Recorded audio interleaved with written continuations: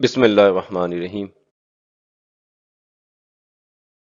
اگر ہم انسانوں کو مذہب کے اعتبار سے دو گروہوں میں تقسیم کریں تو ایک گروہ ایتھیسٹ کا ہے اور دوسرا تھیسٹ کا۔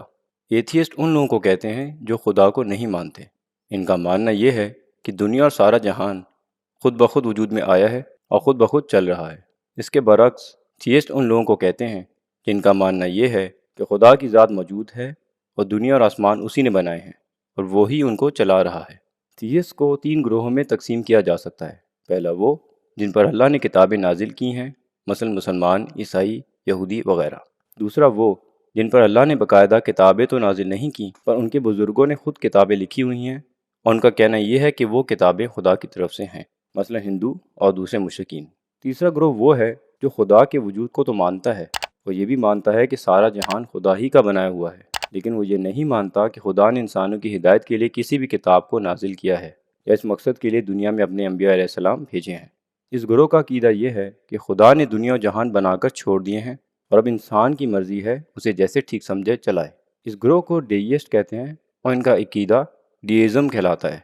باوجود اس بات کے کہ ڈیئسٹ خدا کے وجود کو مانتے ہیں، ان میں اور ایتھیسٹ میں کچھ زیادہ فرق نہیں ہوتا، اور اس کی وجہ وحی کا انکار ہے۔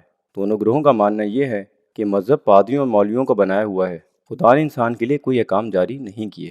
اس عقیدے کی وجہ سے یہ دونوں گروہ کسی بھی چیز جس کو مسلمان، یہودی، عیسائی، یہاں تک کہ مشرک بھی ثواب یا گناہ مانتے ہیں، اس کا کھلا انکار کرتے ہیں، اور جو رسومات اہل کتاب وغیرہ میں پائی جاتی ہیں جیسے کہ نکاح، کہ ان کو بھی نہیں مانتے۔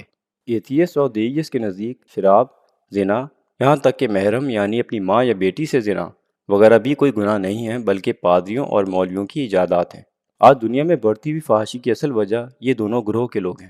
جب سے ڈارون کی ایولیوشن کی تھیوری کہ انسان پہلے بندر تھا مشہور ہوئی ہے، ایتھیسٹ نے دنیا میں کافی اثر و رسوخ حاصل کر لیا ہے۔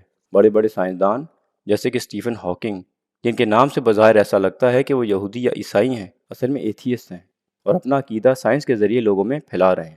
لیکن ایتھیسٹ کو یہ اثر و رسوخ اصل میں ڈیئسٹ کی وجہ سے ملا ہے۔ ایتھیسٹ نے طاقت تو ڈارون کے بعد یعنی کوئی 100-150 سال پہلے پکڑی ہے، لیکن ڈیئسٹ تقریباً پچھلے 500 سال سے طاقت میں ہیں اور مذہبی لوگوں سے طاقت انہی لوگوں نے چھینی ہے۔